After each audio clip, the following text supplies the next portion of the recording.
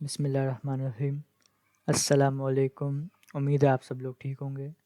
मेरा नाम है मोहम्मद यूसुफ़ और आप देख रहे हैं हमारा चैनल लर्न इट ईज़ी। आज की इस वीडियो में हम लोग देखेंगे कि एआई एजेंट्स क्या होते हैं, general AI agents, custom AI agents, से दोनों क्या चीज़ हैं और इनमें क्या डिफरेंस है। और जितने भी पीआईआईसी के स्टूडेंट्स हैं उनको पता होगा कि उनका 25 जनवरी को टेस्ट है, संडे के दिन, जो कि एमसीक्यू बेस्ड टेस्ट होगा और वो स्लाइड्स में से आएगा जो स्लाइड्स हमें प्रोवाइड की गई थी।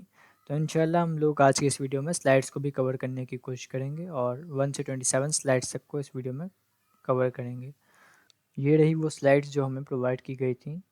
अब इन स्लाइड्स में से ये जो आपके पास 110 स्लाइड्स हैं, आपने इनकी प्रिपरेशन करनी है, इसकी तैयारी करनी है। इसमें से आपका क्विज़ आएगा जो कि संडे के दिन होगा, एमसीक्यू बेस्ड होगा।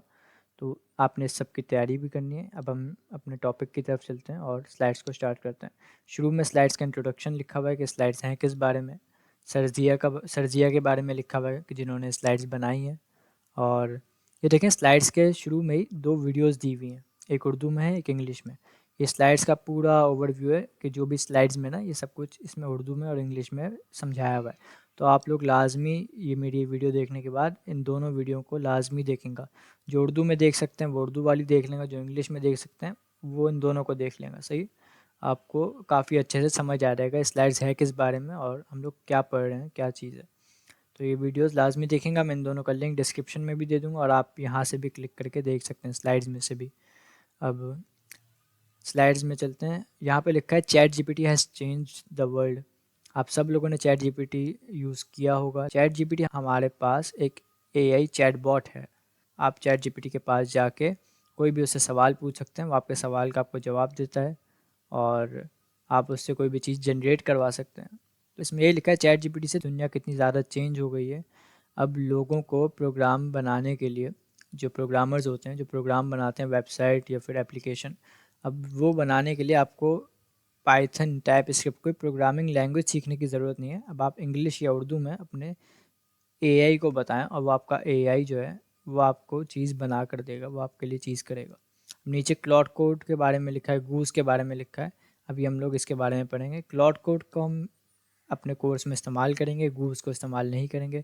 क्लॉड कोड एक एआई एजेंट है। अब एआई एजेंट क्या होते हैं अभी हम आगे पढ़ेंगे। अब इसमें लिखा है from user interface to user intent. User interface वो होता है जो हमें नज़र आ रहा होता है कि जैसे ये यूज़र इंटरफेस बना हुआ है इस वेबसाइट का, इसमें बटन है, कोई भी बटन है।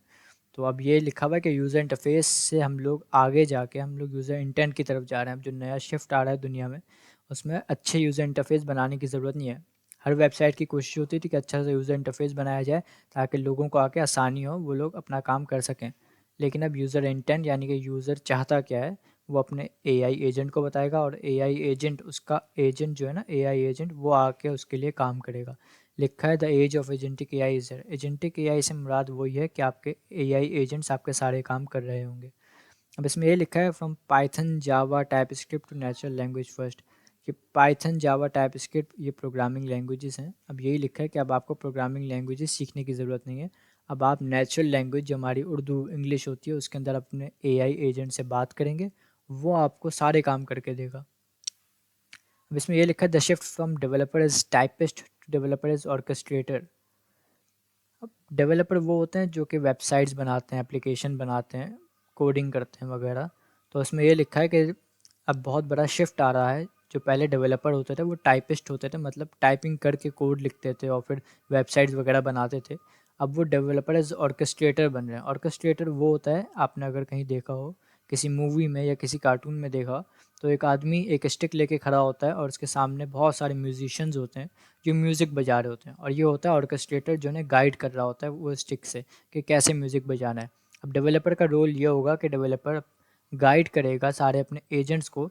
सारे एआई एजेंट्स हैं, डेवलपर उन्हें गाइड करेगा कि उन्होंने काम कैसे करना है, कोड कैसे लिखना है, चीज़ें कैसे बनानी है। तो डेवलपर का रोल हो गया ऑर्केस्ट्रेटर का, यानी कि वो अब संभालेगा इन एआई एजेंट्स को। और अब इसमें ये लिखा है द फ्यूचर ऑफ वर्क। मुस्तकबिल में, फ्यूचर में एक पार्टनरशिप होगी इंसानों के बीच। इंसान, एआई एजेंट्स और रोबोट्स, ये तीनों मिलकर काम करेंगे। इसमें ये लिखा है the three forces working together. इंसानों का दिमाग होगा, एआई एजेंट्स होंगे जो कि रोज़ाना का काम बहुत अच्छे से कर सकते हैं, और रोबोट्स होंगे जो कि फिज़िकल काम करेंगे। अब इसमें ये लिखा है कि एआई मेरा टीचर है, मेरा स्टूडेंट है और मेरा कोवर्कर है। आपने अपनी ज़िंदगी में एआई को अपना टीचर बनाना है, एआई से सीखना है, एआई को स्टूडेंट बना के उसे समझाना है अपनी चीज़, ताकि वो आपको अच्छे से आपका काम कर सके, और कोवर्कर बना के एआई के साथ मिलके काम करना है आपको अपनी ज़िंदगियों में। अब इसमें लिखा है द 3 वेव्स ऑफ एआई। देखें, सबसे पहले जो एआई आया था ना, एआई शुरू में एआई जो आया वो प्रिडिक्टिव एआई आया। और प्रिडिक्टिव एआई में क्या होता था कि आपके पास एआई आपका पुराना डेटा, वो डेटा को एनालाइज करता था और फ्यूचर के लिए प्रिडिक्शन करता था। यानी कि वो डेटा को देखता था, समझता था और आगे फ्यूचर में क्या हो सकता है, फ्यूचर के बारे में प्रिडिक्शन करता था। और उसके बाद आया जनरेटिव एआई। अब देखें, प्रेडिक्टिव एआई अभी भी इस्तेमाल होता है और इसकी सबसे बड़ी एग्जांपल है आपके पास आपका यूट्यूब, इंस्टाग्राम। आपने यूट्यूब, इंस्टाग्राम यूज़ किया है ना, टिकटॉक वगैरह, तो उसके अंदर आपने देखा होगा कि आप कोई भी एक दो वीडियो देख लें किसी एक टॉपिक पे, तो उसी की तरह की वीडियोज़ आना शुरू हो जाती हैं। हम कहते हैं ना भाई, एल्गोरिथम कितना अच्छा है उनका भाई। अब वो हमने एक वीडियो देखी, वो उसी की तरह की वीडियोज़ दिखाना शुरू हो गया। तो उसके पीछे प्रेडिक्टिव एआई काम कर रहा होता है। वो देखता है कि आपने एक दो वीडियोज़ ऐसी देखी, तो वो प्रिडिक्शन कर रहा होता है, वो अंदाज़ा लगा रहा होता है कि आप ऐसी ही और वीडियोस शायद देखेंगे, तो आपको ऐसी वीडियोस आपकी फीड में, आपके यूट्यूब वगैरह में आना शुरू हो जाती हैं। तो प्रेडिक्टिव एआई अभी भी इस्तेमाल होता है और बहुत ज़्यादा इस्तेमाल होता है। और जनरेटिव एआई वो एआई जो चीज़ें जनरेट कर सकता है, जो कि टेक्स्ट, इमेजेस, कोड, वीडियोस, ये सब जनरेट कर सकता है, कंटेंट जनरेट कर सकता है। जनरेटिव एआई की सबसे बड़ी एग्जांपल आपके पास चैट जीपीटी है, आपका जेमिनाई है। आप लोग चैट जीपीटी, जेमिनाई, इन सब टूल्स की मदद से, इन सब एआई की मदद से आप इमेजेस जनरेट कर सकते हैं, वीडियोस जनरेट कर सकते हैं, अपना टेक्स्ट या कोड वगैरह जनरेट कर सकते हैं। अभी तो आपने देखा होगा आजकल यूट्यूब वगैरह पे इतना ज़्यादा एआई कंटेंट हर जगह घूम रहा है, हर जगह आपको एआई कंटेंट ही मिल रहा है, हर जगह एआई जनरेटेड वीडियोस वगैरह, तो वो सब जनरेटिव एआई में आ जाता है। लेकिन अब दुनिया में नई चीज़ आई है, वो है एजेंटिक एआई। ये एजेंटिक एआई वो एआई है जो आपके लिए एक्शन ले सके। देखिए, आपके पास प्रिडिक्टिव एआई जो था वो सिर्फ प्रिडिक्शन कर सकता था, जो कि आपने देखा है कि आपके इंस्टाग्राम, यूट्यूब में यूज़ हो रहा है, जो कि आपका डेटा देख के प्रिडिक्शन करता है, और आपका एल्गोरिथम, जिसे एल्गोरिथम भी कहते हैं, और वो आपको नई वीडियोस वगैरह दिखा रहा होता है। और प्रिडिक्टिव एआई और भी जगहों पे इस्तेमाल होता है दुनिया में। और जनरेटिव एआई आपने देखा होगा जिससे लोग कंटेंट जनरेट करते हैं। एजेंटिक एआई वो एआई है जो आपके लिए एक्शन लेगा। अब देखें, जनरेटिव एआई की मिसाल में आपने चैट जीपीटी से आपने कोई मसले पे बात की, आपने उससे बोला कि भाई ये मसला है, तो आपको सोल्यूशन बता देगा, लेकिन वो आपको सोल्यूशन खुद करके नहीं देगा। मिसाल में अगर आपने चैट जीपीटी को बोला कि भाई मुझे एक ईमेल लिखनी है, मैं आपको इसकी एग्जांपल करके भी दिखाता हूँ। हमारे पास जेमिनाई जो है, आप सब ने अगर जेमिनाई का नहीं सुना तो ये चैट जीपीटी की तरह ही है। और जेमिनाई एक एआई चैटबॉट है जो कि जनरेटिव एआई में, अगर मैं इससे कहूँगा कि generate an image of a cat, तो ये मेरे पास एक कैट की इमेज को जनरेट कर देगा। तो ये जो जनरेट कर पा रहा है, ये है जनरेटिव एआई की मदद से। और जनरेटिव एआई में अगर हम इससे बोलेंगे कि कोई काम करने को बोलें, अगर मैं इसे एक बोलूं कि मुझे इस ईमेल एड्रेस पे एक ईमेल भेजनी है, और इससे बोलूं कि तुम मेरी जगह ये ईमेल भेज दो, तो वो ईमेल नहीं भेज पाएगा। देखें, इसने बिल्ली की इमेज जनरेट कर दी। ये है जनरेटिव एआई। और मैंने इससे कहा कि अब मैं इससे कोई काम करने को कह रहा हूँ, तो ये क्या कहेगा, मैंने इससे कहा कि ये भेज दो, इसने कहा I'd be happy to help you sir. इसने कहा मैं खुशी खुशी आपकी मदद करता, लेकिन मैं ये काम नहीं कर सकता।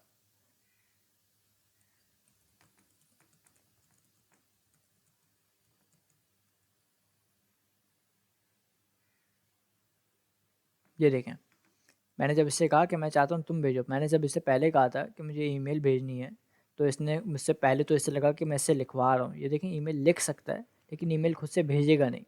ये मैंने यही कहा था कि आपको ये जो कंटेंट है जनरेट करके दे सकता है। टेक्स्ट इसने जनरेट करके दिया, इसने इमेजेस जनरेट करके दी, और ऐसे ही और भी जनरेटिव एआई हैं जो आपको वीडियोस भी जनरेट करके देते हैं, लेकिन ये आपका काम आपको करके नहीं देंगे। जैसे मैंने इससे कहा कि मुझे ईमेल भेज के दो, तो फिर इसने यही कहा कि I do not have access to your personal email account, और मैं नहीं कर सकता ये सब। अब देखें, यहाँ पर भी ये लिखा है what is an AI agent. एक एआई एजेंट क्या होता है?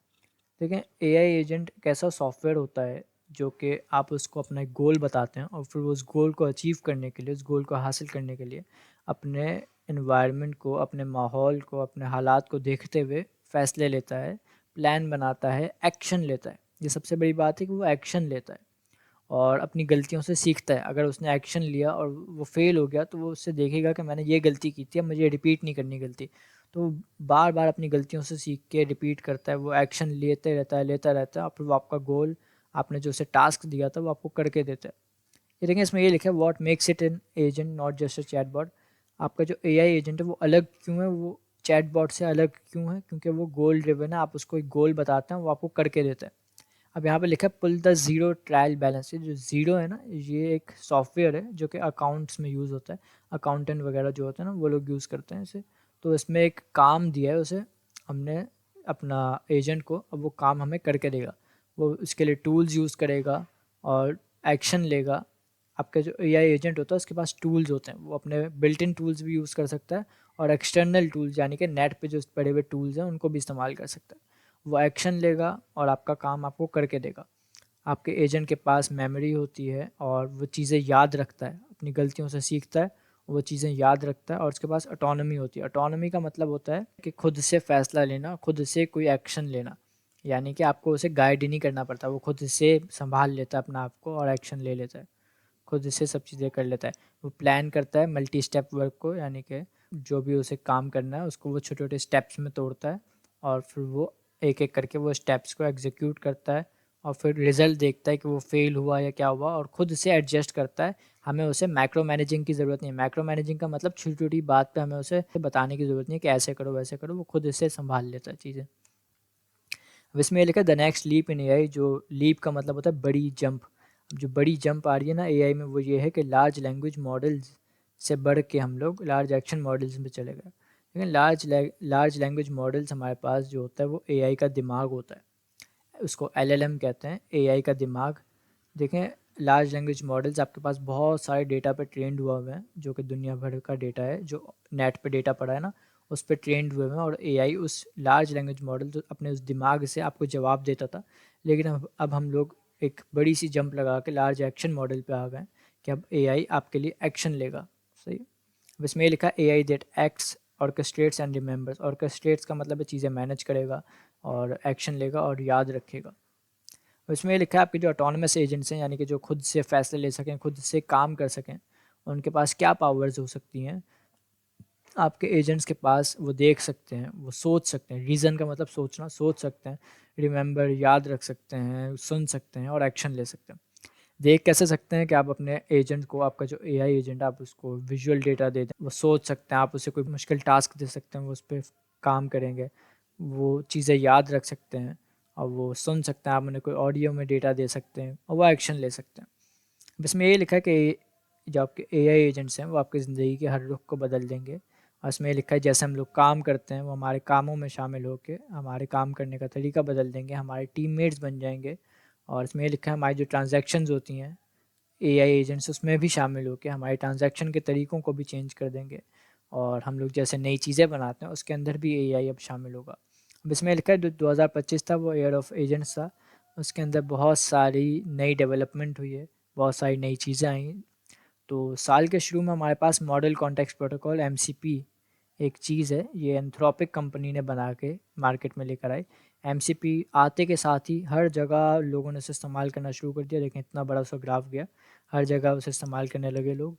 एमसीपी क्या चीज़ है? ये आपका जो एजेंट होता है ना, उसको आपके एक्सटर्नल टूल्स यानी कि नेट पे जो भी चीज़ें उससे कनेक्ट करता है। और फिर आप इसके बारे में, एमसीपी के बारे में आप लोग आगे ज़रा डिटेल में पढ़ेंगे आपकी स्लाइड्स में आगे जाके। और फिर साल के बीच में हमारे पास क्लाउड कोड आया, जो कि एक एआई एजेंट है, जो कि एक कंपनी ने बनाया है। इसको भी हम लोग इस कोर्स में इस्तेमाल करेंगे। इसको बस इंस्टॉल करना होता है और इसको इंस्टॉल करने के बाद आपने यूज़ करना होता है क्लाउड कोड को। और साल के एंड में हमारे पास आया cloud agents SDK, open AI agents SDK. ये दो चीज़ें हैं। ये दो चीज़ें क्या हैं? इनके ज़रिए आप अपने खुद के एजेंट्स बना सकते हैं। लेकिन क्लाउड कोड एक बनाया एजेंट है, जो कि जिसको एक कंपनी ने बनाया है। ये बहुत कमाल का एजेंट है। इसको हम लोग यूज़ करेंगे डाउनलोड करके। और हम लोग खुद के भी एजेंट्स बनाना सीखेंगे, जो कि हम लोग नेक्स्ट क्वार्टर में सीखेंगे। अब इसमें ये लिखा है कि हमारे पास दो तरह के एजेंट्स होते हैं। एक तो होता है जनरल एजेंट, जो कि जिसकी मिसाल क्लाउड कोड है। जनरल एजेंट क्या होता है कि किसी कंपनी ने बनाया है एक जनरल एजेंट और हम लोग उसको इंस्टॉल करके यूज़ कर सकते हैं। जनरल एजेंट के बारे में लिखा है वो एक स्मार्ट कंसल्टेंट की तरह होता है। कंसल्टेंट वो होता है जिससे आप राय लेते हैं ना, जो आपको मशवरे देता है। स्मार्ट कंसल्टेंट से आप ये समझें कि एक बहुत ही समझदार एक आपके पास एक एजेंट है एक। तो आपका जो जनरल एजेंट होता है उसकी एग्जांपल इन्होंने दी हुई है क्लॉड कोड, जो कि आपके पास एक जनरल एजेंट है जिसको हम इस्तेमाल करेंगे। वो इस्तेमाल कहाँ होते हैं? जब आपके पास बहुत ही हाई लेवल रीजनिंग, आपको कोई बहुत मुश्किल काम है जिसके ऊपर बहुत ज़्यादा सोचने की ज़रूरत है, तो उन जगहों पे जनरल एजेंट यूज़ होता है। और जनरल एजेंट के पास बहुत ज़्यादा सोचने की सलाहियत होती है, ऑटोनॉमी होती है। ऑटोनॉमी का मतलब कि वो खुद से फैसले ले सकता है, खुद से काम कर सकता है, और फ्लेक्सिबिलिटी होती है यानी कि वो हर तरह के काम कर सकता है। और बाकी इसमें एनालॉजी लिखी है, यानी कि आप इसकी एग्जांपल ये समझें कि जैसे कि आपने एक सीनियर एम्प्लॉय अपनी कंपनी में हायर कर लिया, जो कि सबसे मुश्किल मुश्किल काम जो होते हैं ना आपकी कंपनी के, वो आपको करके देता है। तो इसकी मिसाल ऐसी है जनरल एजेंट्स की। हमारे पास दूसरे जो होते हैं कस्टम एजेंट्स होते हैं, उनके बारे में लिखा हुआ है असेंबली लाइन। असेंबली लाइन से क्या मुराद है कि देखें जैसे आपके पास एक कोई भी फैक्ट्री होती है, फैक्ट्री में एक असेंबली लाइन होती है। आपने देखा होगा वीडियोस वगैरह में, फैक्ट्री में कोई भी चीज़ बन रही होती है तो वो काफ़ी लोगों से होके गुजरती है, और हर कोई जो अपनी फील्ड का एक्सपर्ट होता है वो उस प्रोडक्ट के ऊपर अपनी तरीके से काम करता है। तो असेंबली लाइन से मुराद यही है कि जैसे फैक्ट्री में कोई एक प्रोडक्ट काफ़ी सारे लोगों से होता हुआ जाता है, अब वो कस्टम एजेंट्स आप काफ़ी सारे बना देंगे, और हर कस्टम एजेंट अपनी फील्ड का एक्सपर्ट होगा। आपने एक कस्टम एजेंट एक एक काम के लिए एक कस्टम एजेंट बना दिया, दूसरे के लिए दूसरा कस्टम एजेंट्स, और उस सब से होती हुई चीज़ आएगी। आप इसकी मिसाल समझें, एक फैक्ट्री है, उस फैक्ट्री में काफ़ी सारे कस्टम एजेंट्स हैं, और हर कस्टम एजेंट अपने अपने रोल के लिए बैठा हुआ है, और वो अपना अपना काम अच्छे से करते हैं। कस्टम एजेंट्स का जो फोकस होता है वो क्या होता है कि वो रिलायबिलिटी, यानी कि वो भरोसे के काबिल होते हैं, और आपके पास उसका पूरा कंट्रोल होता है, क्योंकि आपने खुद कस्टम एजेंट्स बनाए होते हैं। कस्टम एजेंट्स आप खुद बनाते हैं, जनरल एजेंट आप डाउनलोड करके इस्तेमाल करते हैं। और आपके पास कस्टम एजेंट का पूरा कंट्रोल होता है, और आप उसको स्पेसिफिक वर्कफ्लोज, आपने कोई काम कैसे करवाना है आप उसको वो भी बता सकते हैं, बिल्कुल उसी तरह करता है। अब इसमें यही लिखा है कि आप इसकी एग्जांपल ऐसे है कि आपने एक फैक्ट्री ली, और उसके अंदर आपने एआई एजेंट बिठा दिए, और हर एक काम के लिए आपने एक एक एआई एजेंट कस्टम एजेंट बिठा दिया।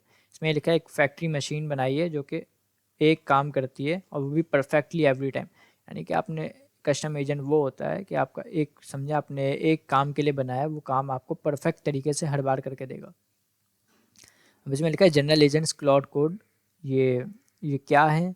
जनरल एजेंट आपके पास जो क्लाउड कोड है, ये एक लिखा हुआ है ऑटोनमस। ऑटोनमस का मतलब वही कि खुद से फैसला ले सकता है, खुद से काम कर सकता है। इसमें लिखा है एक एजेंट है जो आपके टर्मिनल में रह रहा होगा। टर्मिनल हमारे पास क्या होता है? आपके पास अब अपने लैपटॉप में आए या कंप्यूटर में आए, इधर लिखें CMD लिखेंगे, आपके पास कमांड प्रॉम्प्ट है, आप इसको खोलें। आपके पास ये जो होता है इसको हम टर्मिनल कहते हैं, सही। टर्मिनल, ये आपका टर्मिनल होता है।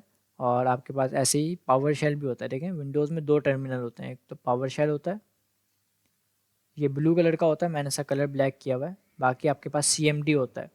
ये दोनों समझें एक ही चीज़ है, आपने घबराना नहीं है, आप इनमें से कोई भी चीज़ इस्तेमाल कर सकते हैं। आपने ज़्यादा डिटेल में नहीं जानी, आपने कोई भी इस्तेमाल कर सकते हैं। तो इसमें लिखा हुआ है कि आपका जो जनरल एजेंट होता है, जैसे कि एग्जांपल के तौर पे लिखा है क्लाउड कोड, ये एजेंट आपके टर्मिनल में रहता है। तो हमारा जो CMD है, इसको अगर हम चलाएँगे तो हमारे CMD में हमारा जो एजेंट होता है वो चल रहा होता है। जैसे मैं लिखूँगा CCR कोड, ये एक कमांड है जिससे हम एजेंट को चलाते हैं। आप सब लोग सीख जाएंगे।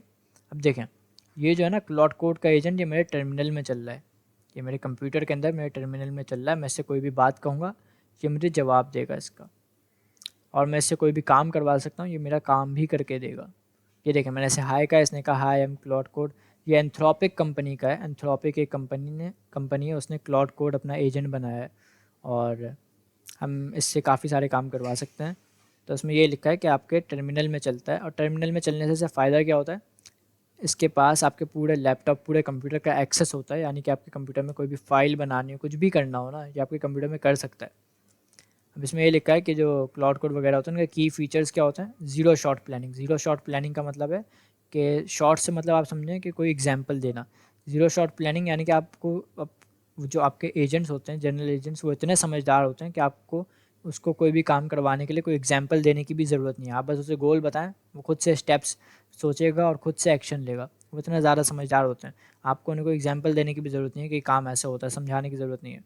और वो डीप इंटीग्रेशन होती है, यानी कि वो आपके जो कंप्यूटर है उसके अंदर जब डाउनलोड हो जाते हैं तो उनको पूरी रसाई, पूरा उसको कंट्रोल हासिल हो जाता है। आपके जो एजेंट्स होते हैं उनके पास पूरा कंट्रोल होता है आपके कंप्यूटर का, और वो आपकी जो लोकली फाइल्स हैं, आपके जो कंप्यूटर में फाइल्स हैं, उनको भी एक्सेस कर सकते हैं, उनको देख सकते हैं, नई फाइल्स बना सकते हैं आपका। और ये गिट हिस्ट्री, गिट जो होता है ना, ये कोडिंग वगैरह में इस्तेमाल होता है, लोग अपना कोड रखते हैं उसके ऊपर, तो वो गिट हिस्ट्री देख सकते हैं। और कमांड लाइन, आपका जो मैंने बताया ना टर्मिनल, टर्मिनल को कमांड लाइन भी कहते हैं, उसको भी डायरेक्टली एक्सेस कर सकते हैं। और इसमें लिखा है इन्हेंस्ड बाय एमसीपी। इन्हेंस्ड का मतलब उनकी ताकतें एमसीपी से बढ़ जाती हैं। एमसीपी क्या है? मॉडल कॉन्टेक्स्ट प्रोटोकॉल, जिसका मैंने आपको पहले छोटा सा बताया था, एक छोटी सी बात बताई थी। एमसीपी के ज़रिए आपका जो एजेंट होता है ना, वो एक्सटर्नल टूल यानी कि इंटरनेट पे जो भी टूल्स हैं उनसे कनेक्ट हो जाएगा। कि जैसे आपने अपने एजेंट को जीमेल के एमसीपी से कनेक्ट कर दिया, जीमेल से कनेक्ट कर दिया एमसीपी के थ्रू। एमसीपी एक तरीका है जिससे हम किसी भी टूल से कनेक्ट कर सकते हैं। आपका एजेंट जो है वो एमसीपी के थ्रू, एमसीपी के ज़रिए जीमेल से कनेक्ट हो गया, फिर आप उससे कह सकते हैं कि भाई ईमेल भेज दो मेरी तरफ से, मेरी ईमेल्स को चेक कर लो। ये सब चीज़ें कर सकता है आपका जनरल एजेंट, आपका क्लाउड कोड। और आप उसको गिटहब से भी कनेक्ट कर सकते हैं। गिटहब क्या है? गिटहब एक सॉफ्टवेयर है जिसके ऊपर, गिटहब एक वेबसाइट है जिसके ऊपर लोग अपना कोड वगैरह रखते हैं, आप उससे भी कनेक्ट कर सकते हैं एमसीपी के थ्रू। और आपका जो एजेंट है वो उस पर भी जाके आपके काम कर सकता है। तो वही बात है, एमसीपी के ज़रिए एजेंट की पावर्स बहुत ज़्यादा बढ़ जाती हैं, वो काफ़ी सारी चीज़ों से कनेक्ट हो जाता है। अभी लिखा है कि आप एजेंट, इसमें लिखा है एनहांस्ड बाय एजेंट स्किल। आपका जो जनरल एजेंट, आपका क्लाउड कोड होता है, उसकी ताकतें आप और बढ़ा सकते हैं एजेंट स्किल दे के। एजेंट स्किल आपके पास से देखें, स्किल जो होता है ना, कोई सलाहियत, आप स्किल की एक फ़ाइल बना के एजेंट को दे सकते हैं और बता सकते हैं कि ये काम होता कैसे है, तो वो और अच्छे से वो काम कर सकता है, और वो एजेंट की ताकतें इससे और बढ़ जाती हैं। अब इसमें ये लिखा है कि जो आपके जनरल एजेंट्स होते हैं वो बेस्ट फॉर, यानी कि किन कामों के लिए सबसे ज़्यादा बेहतर रहते हैं? जब आपको बहुत बड़ा मुश्किल कोई डीबगिंग या कोडिंग, आपको बहुत मुश्किल कोडिंग करवानी है, या डीबगिंग का मतलब होता है कि किसी कोड में कोई एरर आ गया, आपको एरर सॉल्व करवाना है। तो क्या एकदम से सवाल आया कि भाई सेल्स क्वार्टर 3 में इतनी कम क्यों थी? अब एक एनालिसिस करना पड़ेगा, एक तज्जिया करना पड़ेगा, एक अपना पुराना जो आपका डेटा था, आपकी चीज़ों को देख के समझना पड़ेगा। तो वो इतना मुश्किल काम जो होता है ना, ये सारे मुश्किल काम आपके जनरल एजेंट्स क्लाउड कोड वगैरह कर लेते हैं। और वही काम जिसमें इंसानों की तरह दिमाग की ज़रूरत हो, और बार बार सोचना पड़े, समझना पड़े और एक्शन लेना पड़े, और इस तरह के कामों को हम लोग क्लाउड कोड जनरल एजेंट से करवाते हैं।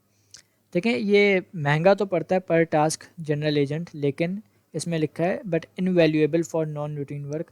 यानी कि जो आपके मुश्किल काम है, जो आपके रूटीन के काम नहीं है, कोई बड़ा मुश्किल काम था, उसने आपका वो काम करके दे दिया, तो फिर ये इनवैल्यूएबल है, इसकी तो फिर आप कीमत का अंदाज़ा नहीं लगा सकते, मतलब क्योंकि इसने आपका मसला हल करके दे दिया। तो अब हमारे पास है कस्टम एजेंट्स, जो कि ओपन एआई एजेंट्स एसडीके और क्लाउड एजेंट्स एसडीके से बनते हैं। अब इसके अंदर ये लिखा है कि कस्टम एजेंट्स जो होते हैं हमारे पास, इनके क्या फ़ीचर्स होते हैं। इनके अंदर गार्ड रेल्स, गार्ड रेल्स से मुराद आप ये समझें कि आपने 2 सिक्योरिटी गार्ड खड़े कर दिए तो मतलब वही बात है कि आपके पास पूरा स्ट्रिक्ट कंट्रोल होता है कि आपका एजेंट क्या कर सकता है, क्या नहीं, क्योंकि आप खुद बना रहे हैं, तो आपके पास पूरा कंट्रोल होता है।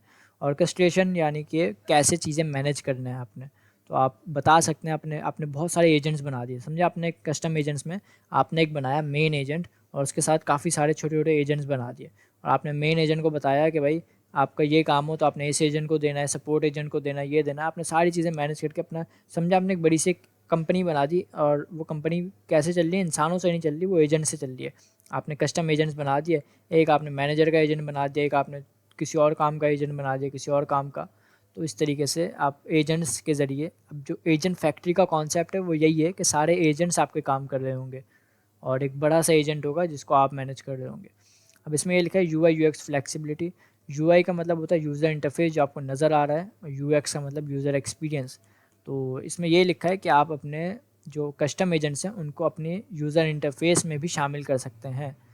और इसमें यही लिखा है can be embedded into web apps. Web apps मतलब वेबसाइट्स जो होती है ना, आपकी वेबसाइट्स, एप्लीकेशंस, उसके अंदर आप अपने कस्टम एजेंट्स को शामिल कर सकते हैं। मैं आपको इसकी बड़ी अच्छी सी एग्जांपल दिखाऊं। हमारे पास एक वेबसाइट है पैनावर्सिटी की, जो लोग हमें कोर्स करा रहे हैं ना, ये उन्हीं लोगों की वेबसाइट है। तो देखें, उन लोगों ने वेबसाइट जो बनाई है, इन्होंने अपना कस्टम एजेंट एक बनाया है, और यहाँ पे इन्होंने, देखें ये आइकन पे क्लिक करने पे ये इनका कस्टम एजेंट खुल जाता है। अब मैं इस एजेंट से कोई भी बात कर सकता हूँ, और मैं इससे कोई भी काम करवाऊँगा तो ये इस वेबसाइट के अंदर अंदर मुझे काम करके दे देगा। मैं इससे कुछ भी पूछ सकता हूँ, मैं ऐसे पूछ सकता हूँ आर एडमिशन्स ओपन, तो फिर ये मुझे जवाब देगा। तो ऐसे ही आप अपने कस्टम एजेंट्स को अपने वेबसाइट्स में भी शामिल कर सकते हैं। ये मुझे जवाब देगा, मैंने इसे हाई कहा था, इसने हेलो कहा था। और इसने ये कहा एडमिशन अभी ओपन है। तो वही बात, आप एजेंट्स के ज़रिए काफ़ी सारे काम करवा सकते हैं और अपनी वेबसाइट्स में भी ऐड कर सकते हैं अपने एजेंट्स को। अब इसके अंदर भी लिखा है कि आप अपने इन कस्टम एजेंट्स के अंदर भी एमसीपी और एजेंट स्किल्स के थ्रू इनको भी ताकतवर बना सकते हो। एमसीपी मैंने बताया था एजेंट्स को बाहर के टूल से कनेक्ट कर देता है, और एजेंट स्किल्स आपके एजेंट्स को काफ़ी चीज़ें सिखा देती हैं। यानी कि अपने एजेंट स्किल्स में आप किसी भी स्किल का एक फ़ाइल बनाएंगे, आप अपने एजेंट को कोई भी चीज़ सिखा सकते हैं। स्किल का मतलब तो सलाहियत होता है ना, अपने एजेंट को कोई भी सलाहियत दे सकते हैं। आपने कोई भी काम करवाना है, आप उसकी एक स्किल बनाएंगे, स्किल में लिखा होगा कि काम होता कैसे, आप अपने एजेंट को देंगे और एजेंट समझ जाएगा। देख, अब इसमें लिखा है कि आपके जो कस्टम एजेंट्स हैं इस्तेमाल कहाँ होते हैं, किन चीज़ों के लिए बेस्ट हैं। जब आपको SOPs, standard operating procedures, SOPs follow करनी हो। एसओपीज़ मतलब कोई रूल्स, कोई तरीके फॉलो करने हो कहीं पे, यानी कि भाई इन तरीक़ों के हिसाब से ही काम होता है हमारे यहाँ, तो भाई तो आप वो तरीके अपने एजेंट को बताएंगे, क्योंकि आप खुद एजेंट बना रहे होंगे तो आपके पास पूरा कंट्रोल होगा। या फिर कोई बहुत बड़ा काम है कि भाई 5,000 इन्वॉइसेस प्रोसेस करना है, कोई बहुत बड़ा काम है, तो उसके लिए आपने काफ़ी सारे कस्टम एजेंट्स बना देंगे और वो खुद से मैनेज कर लेंगे चीज़ें। आपके पास पूरा कंट्रोल होगा, आपके पास ऑर्केस्ट्रेशन होगी, यानी कि आपने बता दिया कि भाई ये एजेंट इस एजेंट से ऐसे कनेक्ट है, आपने सारे कनेक्शन बना दिए उन एजेंट्स के, तो फिर वो सारा काम चलता रहेगा। अब इसमें लिखा है कस्टमर फेसिंग इंटरेक्शंस, जहाँ पर बहुत ज़्यादा सेफ्टी की ज़रूरत है। यानी कि भाई कोई एजेंट है, वो कस्टमर उस एजेंट से बात कर रहा है, जैसे कि कॉल सेंटर में आपने एजेंट लगा दिए अपने, या फिर किसी वेबसाइट में जैसे मैंने अभी दिखाया आपको, तो ऐसे एजेंट्स जो होते हैं यहाँ पर कस्टम एजेंट्स हम लोग यूज़ करते हैं। क्यों? क्योंकि यहाँ पर हमें बहुत स्ट्रिक्ट सेफ्टी की ज़रूरत है, और सेफ्टी हमारे पास कस्टम एजेंट में सबसे ज़्यादा होती है। अब इधर लिखा है कि कौन सा एजेंट हमने कब यूज़ करना है। देखिए हमारे पास जो है ना जनरल एजेंट, क्लाउड कोड वगैरह, ये हम लोग तब यूज़ करेंगे जब हमारे पास कोई नॉवल से मतलब नया, नॉवल का मतलब है नया, जब हमारे पास कोई नया टास्क हो, नई प्रॉब्लम, बिल्कुल ही नया कुछ हमारे पास मसला आ गया और कोई बड़ा मसला हमने सॉल्व करवाना है, तो उस कामों के लिए हम लोग क्लाउड कोड को यूज़ करेंगे जो हमारे पास जनरल एजेंट है। और उसको इस्तेमाल करने वाले लोग कौन होंगे? जो टेक्निकल स्टाफ होते हैं, जो डेवलपर्स होते हैं, जो टेक्निकल काम कर रहे होते हैं ना, वो लोग इसको इस्तेमाल करेंगे जनरल एजेंट को। हमारे पास जो क्लाउड कोड वगैरह जो ऐसे एजेंट्स होते हैं, और इनसे हम लोग अपनी प्रॉब्लम सॉल्व करवाएंगे, बड़े मसले हल करवाएंगे इनसे। और आपके पास जो कस्टम एजेंट्स हैं, ये किन कामों में इस्तेमाल होते हैं? जो रिपीटेटिव होते हैं, यानी कि जो बार बार मुसलसल एक ही काम हो रहा है और तरीके को फॉलो करके जो एक काम हो रहा है ना, कि किसी कंपनी में कोई रूल्स वगैरह हैं, कोई तरीका आपने फॉलो करना है, वहाँ पे किसी तरीके को फॉलो करते हुए एक ही रिपीटेटिव एक काम हो रहा है, मुसलसल एक काम हो रहा है बार बार। और इसको इस्तेमाल करने वाले लोग कौन है? मतलब कि जो एंड यूज़र्स हैं, वो होंगे कस्टमर्स वगैरह से इसकी इंटरेक्शन होगी। यानी कि आपने कस्टम एजेंट बनाया, जो बाकी कस्टमर वगैरह आएंगे वो उन एजेंट से बात करेंगे। और एरर टॉलरेंस, यानी कि कितने एरर्स, कितने हम बर्दाश्त कर सकते हैं इनसे, कितनी गलतियां बर्दाश्त कर सकते हैं। तो जो हमारे पास जनरल एजेंट होता है, इनसे हम ज़्यादा गलतियां बर्दाश्त कर सकते हैं, ज़्यादा गलतियां एक्सपेक्ट कर सकते हैं, क्योंकि इनके इंसान भी इस पूरे प्रोसेस में शामिल होता है, ह्यूमन इन द लूप होता है। यानी कि हम अपने एजेंट से जब मुश्किल काम करवा रहे हैं, तो हम भी इसके सारे एजेंट को हम मुश्किल काम कम बताते हैं कि ये काम करो, वो काम करो, फिर वो कर रहा होता है। और जो हमारे पास कस्टम एजेंट होता है, वो पूरा ऑटोमेटेड टास्क होता है, यानी कि पूरा खुद ब खुद ही चल रहा है, वो एक ही काम को बार बार कर रहा है। तो उसमें देखें आपके पास एरर की गुंजाइश नहीं होती, आपके पास कोई भी वो, आपके पास एरर टॉलरेंस जो है ना, एरर कम होने चाहिए वहाँ पे। इसमें ये लिखा है मस्ट बी रिलायबल, आपका जो कस्टम एजेंट है वो भरोसे के लायक होना चाहिए। इसमें लिखा है कॉस्ट सेंसिटिविटी, आपके पास जो पैसों के हिसाब से आपके पास जनरल एजेंट जो है हाई वैल्यू पर टास्क होता है, यानी कि आपका ज़्यादा पैसे लगते हैं पर टास्क पे। लेकिन वही बात थी कि आपका बड़ा मुश्किल काम अगर इसने कर दिया, तो फिर आपको पैसों की तो फिर आपको बात ही नहीं है कोई। और फिर क्योंकि आपकी मुश्किल हल कर दी ना इसने। बाकी कस्टम एजेंट्स में जो है कॉस्ट सेंसिटिविटी इनका जो होता है, यानी कि कॉस्ट सेंसिटिविटी का मतलब है कि कितने कम पैसे, यानी कि पैसे कितने बच रहे हैं। अब इसमें लिखा है पैसे बहुत कम नहीं बच रहे हैं, तो पैसे जो बचने हैं ना, इसमें हाई लिखा हुआ है, यानी कि पैसे ज़्यादा बचेंगे इसमें। और इसमें ये लिखा है काम के मुताबिक आप अपने एजेंट्स ऐड कर सकते हैं, एजेंट से काम करवा सकते हैं। आपको सोचें किसी कंपनी में आपने कस्टम एजेंट्स बना के रख दिए, और कस्टम एजेंट्स क्या करेंगे? इंसानों को रिप्लेस ही करेंगे ना। तो इंसान आपके पास दिन में सुबह से लेके शाम तक काम कर रहा है, समझे 9 घंटे काम कर रहा है एक इंसान। अगर आपने कस्टम एजेंट वहाँ पे बिठा दिए, तो वो 24 घंटे सातों दिन चलते रहेंगे, उनको तो कोई मसला ही नहीं है। और आपके पास जैसे ही आपको और लोगों की ज़रूरत पड़ेगी और आपके पास काम बढ़ेगा, जब काम ज़्यादा होगा, तो आपने और कस्टम एजेंट बना के वहाँ पे रख देना है। तो कस्टम एजेंट काफ़ी सस्ते पड़ते हैं, क्योंकि आपका काम जो है ना, बहुत सारा काम वो कर रहे होते हैं। और जनरल एजेंट आपके पास महंगे पड़ते हैं, लेकिन आपको बड़ा काम कर दें वो तो क्या ही बात है। अब इसमें ये लिखा है इम्प्लीमेंटेशन, इनको हम यूज़ कैसे कर सकते हैं। जनरल एजेंट हमारे पास है, क्लाउड कोड वगैरह, इनको हम बस इंस्टॉल करते हैं और रन करते हैं अपने पास, को यूज़ करते हैं। और हमारे पास जो कस्टम एजेंट्स होते हैं इनको बनाने में हफ्तों लग जाते हैं, क्योंकि हम इसको खुद से डिज़ाइन कर रहे होते हैं और खुद से इसको कोडिंग वगैरह करके बना रहे होते हैं। अब हम लोग अगले क्वार्टर में पाइथन वगैरह सीखेंगे। पाइथन एक लैंग्वेज है, पाइथन सीखेंगे और हम लोग अपने खुद के एजेंट्स बनाएंगे अगले क्वार्टर में। इस क्वार्टर में हमारा पूरा फोकस होगा जनरल एजेंट्स पे, क्लाउड कोड। हम लोग क्लाउड कोड को यूज़ करेंगे। हम लोग क्लाउड कोड को क्यों यूज़ कर रहे हैं, क्योंकि ये सबसे ज़्यादा पावरफुल एजेंट है। देखें, अब हमारे पास काफ़ी सारे जनरल एजेंट्स हैं। मैं आपको जनरल एजेंट्स के कुछ आपको एग्जांपल्स दिखाता हूँ। हमारे पास काफ़ी सारे जनरल एजेंट्स मार्केट में मौजूद हैं। हमारे पास एंथ्रोपिक कंपनी एक कंपनी है जिसने बनाया अपना एजेंट क्लाउड कोड, जिसको हम अपने पास इस्तेमाल करेंगे। हमारे पास जेमिनाई CLI नाम का एक एजेंट है। हमारे पास क्वैन नाम का एक जनरल एजेंट है। तो ये जनरल एजेंट्स हमारे पास हैं। हम कोई भी जनरल एजेंट यूज़ कर सकते हैं, गूगल का, अलीबाबा का, एंथ्रोपिक कंपनी का। क्लाउड कोड हमारे पास, लेकिन हम लोग इस कोर्स में यूज़ करेंगे क्लाउड कोड को। क्यों? क्योंकि ये सबसे ज़्यादा पावरफुल एजेंट है हमारे पास। और ये सारे एजेंट हमारे पास हमारे टर्मिनल में चलते हैं। जैसे मैंने आपको बताया था टर्मिनल क्या होता है। आपके पास CMD लिखेंगे, जो कमांड प्रॉम्प्ट आ रहा है ना, आप इसको ओपन करें, ये आपका टर्मिनल होता है। इसके अंदर आपके सारे एजेंट चलते हैं। अभी मैं आपको चला के दिखाता हूँ। मैं अभी अपने पास क्लाउड का एजेंट चला रहा हूँ। ये मेरे पास क्लाउड का एजेंट चल रहा है, क्लाउड कोड। मैं इससे कोई भी सवाल पूछूंगा, ये मुझे जवाब देगा। ये देखिए, थोड़ा सा लोडिंग कर रहा है, अपना सोच रहा है, सोच के फिर ये जवाब देगा। मैंने से हाय कहा है, इसका जवाब दिया इसने, hello I am cloud code. अब मैं आपको दिखाता हूँ दूसरा एजेंट चला के। देखिए, मेरे पास तो काफ़ी सारे एजेंट्स हैं, लेकिन हम लोग इस कोर्स में क्लाउड कोड को यूज़ करेंगे। आप लोग अपने पास डाउनलोड करके ऐसे यूज़ करके देख सकते हैं जेमिनाई वगैरह के भी एजेंट्स को। अगली वीडियो जो हम बनाएंगे ना, इंशाल्लाह उसके अंदर क्लाउड कोड की इंस्टॉलेशन होगी। अब ये देखें, जेमिनाई का जो एजेंट है मेरे पास, ये भी मैंने करा है, ये खुल गया। ये जेमिनाई का एजेंट मेरे टर्मिनल में चल रहा है। तो आपके जो जनरल एजेंट्स होते हैं वो आपके टर्मिनल में चलते हैं। इससे भी मैं कुछ सवाल या कुछ बात कहूँगा, ये मुझे जवाब देगा उसका। हम लोग अपने इन एजेंट से काम भी करवा सकते हैं, इनसे हम लोग कोड लिखवा सकते हैं, इनसे हम लोग फाइल्स बनवा सकते हैं, इनसे हम लोग काफ़ी सारी चीज़ें करवा सकते हैं, जो कि सब हम लोग इस कोर्स में इंशाल्लाह करेंगे भी। अब इसमें ये लिखा है स्लाइड के अंदर, the Trojan horse of AI। लेकिन ट्रोजन हॉर्स का क्या मतलब है हमारे पास। ट्रोजन हॉर्स का मतलब वो होता है, ट्रोजन हॉर्स से मुराद वो है कि कोई चीज़ जो दिखने में आपको कुछ और लग रही है, दिखने में आपको बिल्कुल सादी सी चीज़ लग रही है कि क्या ही कर लेगी ये, लेकिन अंदर से वो उसके अंदर इतनी सारी चीज़ें हैं कि आप हैरान हो जाएं। तो क्लाउड कोड हमारे पास जो जनरल एजेंट है, इसका नाम में कोड लिखा हुआ आ रहा है, तो काफ़ी लोग समझते हैं कि भाई कोड जो है तो ये सिर्फ कोडिंग के लिए बना हुआ है, लेकिन ऐसी बात नहीं है। ये कोडिंग के लिए नहीं है, क्लाउड कोड इसका नाम है। इसके पास बहुत ज़्यादा पावर है, इसके पास बहुत ज़्यादा ताकत है, इसका बहुत ज़्यादा समझदार एजेंट है। ये हमारे पास काफ़ी सारे काम कर सकता है। इसमें ये लिखा है, द मिसकंसेप्शन, जो गलतफहमी पाई जाती है कि ये सिर्फ सॉफ्टवेयर इंजीनियर के लिए, कोडिंग वगैरह के लिए, लेकिन नहीं, ऐसा नहीं है। ये एक ऑटोनमस प्रॉब्लम सॉल्वर है। ये ऑटोनमस का मतलब खुद से फैसले लेता है, खुद से एक्शन लेता है, और ये हमारे काम हमें करके देता है, हमारी प्रॉब्लम हमें सॉल्व करके देता है। अब इसमें यह लिखा है कि बस ये लैंग्वेज, कोड की लैंग्वेज बोलता है। आपका जो एजेंट है ना, ये कोड की लैंग्वेज में दूसरे जो टूल्स है ना उनसे बातें करता है।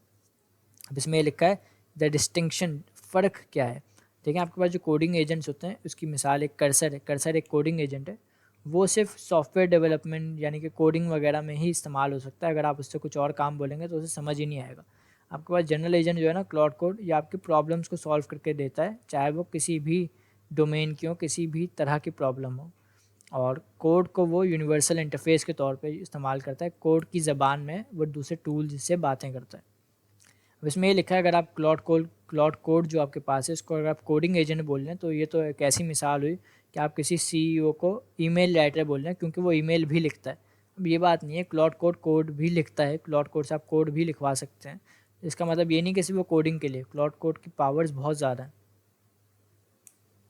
अब इसमें लिखा हुआ है, authority defines the scope of action. Authority यानी कि इख्तियार कितना है। तो इसमें लिखा है, जिसके पास जितना इख्तियार होता है वो उतने बड़ा काम कर सकता है। तो हमारे पास जो कोडिंग एजेंट है, कर्सर जो है, उसके पास इतना इख्तियार ही नहीं है, उसके पास इतनी पावर्स ही नहीं है कि वो ज़्यादा काम कर सके। तो उसका जो स्कोप है वो सॉफ्टवेयर डेवलपमेंट में ही है, यानी कि वो सॉफ्टवेयर डेवलपमेंट की हद तक का ही काम कर सकता है। आपका जो जनरल एजेंट है, क्लाउड कोड है, वो किसी भी तरह का काम कर सकता है, किसी भी चीज़ का। और इसमें इस्तेमाल करने वाला कौन है, आइडेंटिटी क्या है, यानी कि कोडिंग एजेंट है आपके पास कर्सर, तो वो आपके पास डेवलपर का पेयर प्रोग्रामर है, यानी कि डेवलपर का साथी। और आपके पास जो जनरल एजेंट है वो एक डिजिटल एम्प्लॉय है।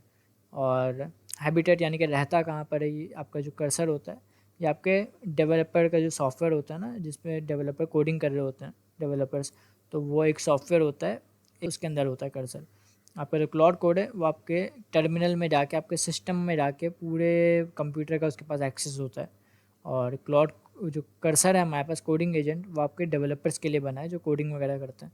आपका जो क्लाउड कोड है जनरल एजेंट, ये उन लोगों के लिए बना है, हर कोई जो कि प्रॉब्लम सॉल्व करना चाहता है अपनी, जिसका कुछ कोई भी बड़ा मुश्किल टास्क है वो अपने एआई से करवाना चाहता है, प्रॉब्लम सॉल्व करवाना चाहता है। अब इसमें ये लिखा है कि आपके पास जो कर्सर है आप उससे किस तरह के काम करवा सकते हैं, ये फीचर को इम्प्लीमेंट कर दो। लेकिन आपका जो जनरल एजेंट है आप उससे कुछ भी काम कर सकते हैं। आपने कह दिया 2026 का प्लान बनाओ, ईमेल्स लिखो और सेल्स क्यों ड्रॉप हुई वगैरह। अब इसमें लिखा है द कॉग्निटिव लीप, जो सोचने के तरीके में बड़ी सी जंप आई।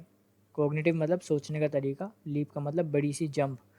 तो ये लिखा है कि आप प्रिडिक्शन के बजाय जो आपके एआई एजेंट्स हैं वो रीजनिंग करते हैं, सोचते हैं, समझते हैं और फिर उसके बाद फैसला लेते हैं और एक्शन लेते हैं। अर्ली हमारे पास जो शुरू शुरू में कोडिंग एजेंट्स आए थे वो प्रिडिक्टिव सेंट्रिक थे, यानी कि उनका जो सोचने का तरीका था वो था प्रिडिक्शन बेस्ड, वो प्रिडिक्शन करते थे। अब देखें कोडिंग एजेंट्स का क्या था कि वो पिछली जो 10 लाइनें आपने कोड की लिखी हुई हैं उसको देखते थे और फिर वो प्रिडिक्शन करते थे कि अब आगे आप क्या लाइन लिखने वाले हैं। तो उसमें उसकी एक लिमिट थी, अगर कोई एरर वगैरह आ गए आपके कोडिंग एजेंट्स वो रिकवर नहीं कर पाते थे उन एरर से। उनको कोई गाइड करने के लिए चाहिए होता था, कोई गाइड करे, कोई बताए कि भाई ऐसे ऐसे करना है। आपके जो जनरल एजेंट्स हैं वो रीजनिंग लूप पे चलते हैं, यानी कि वो सोचते हैं, समझते हैं, गलती करते हैं और वो उस लूप में चलते रहते हैं, बार बार अपने आप को रिपीट करते हैं वही प्रोसेस कि किस सोचना, समझना, एक्शन लेना, गलती करी तो दोबारा सोचना समझना। उसमें लिखा है ऑब्जर्व, ओरिएंट, डिसाइड, एक्ट। उसमें लिखा है ऑब्जर्व के उसने देखा कि आपका जो जनरल एजेंट है उसने देखा एक एरर आया हुआ है, उसने एक अपना डिसीजन लिया, आपने डिसाइड किया कि वो ये करके देखेगा, आपका डॉकर का कंटेनर देखेगा चल रहा है या नहीं। अब ये सब क्या है, आपने इन चीज़ों में नहीं आना। एग्जाम्पल्स जो है ना, ये उन लोगों के लिए जो इनसे रिलेट कर पाएँ। अगर आप लोगों को एग्जाम्पल समझ नहीं आ रही कोई भी, तो कोई मसले वाली बात नहीं, आपने बस समझना है कि चीज़ काम कैसे करती है क्या। उसमें ये लिखा है कि वो डिसीजन उसने लिया कि मुझे ये करना चाहिए, फिर उसने एक एक्शन लिया और उसने देखा कि भाई इससे काम नहीं बना, तो फिर उसने दोबारा से अपने आप को करेक्ट किया, अपने आप को बताया कि भाई ये गलती करने से ये इशू हो रहा है, तो अगली बार वो नहीं करेगा। अब इसमें लिखा है code is the universal interface. अब इसमें लिखा है the paradigm shift. Paradigm shift का मतलब है बहुत बड़ा शिफ्ट, बहुत बड़ा चेंज। तब इसमें लिखा है जो बहुत बड़ा चेंज आ रहा है वो ये है कि अब हम लोग कोड के ज़रिए पहले सॉफ्टवेयर बनाते थे, लेकिन अब हम लोग कोड के ज़रिए रियलिटी को इंटेरोगेट करेंगे, मतलब कि हकीकत से सवाल यानी कि हम लोग असल ज़िंदगी के सवाल करेंगे और वो भी कोड के ज़रिए। देखिए कोड इसमें शामिल तो है इस तरीके से नहीं है, हम लोग कोड में सवाल नहीं करेंगे, हम लोग करेंगे नॉर्मल लैंग्वेज में सवाल। लेकिन क्लाउड जो है ना, आपका जो एजेंट है वो कोडिंग के ज़रिए बातें करेगा दूसरे आपके सॉफ्टवेयर से। आपका ये देखें इसमें लिखा हुआ है, आपका एक सवाल था कि Q3 में सेल्स क्यों गिर गई इतनी। कोडिंग एजेंट जो होगा उसे समझ नहीं आएगा, वो समझेगा कि भाई कोड दिया हुआ है कुछ, उसे समझ ही नहीं आ रहा। जनरल एजेंट जो है आपके पास ये सारे एक्शन परफॉर्म करेगा, फिर आपको जवाब देगा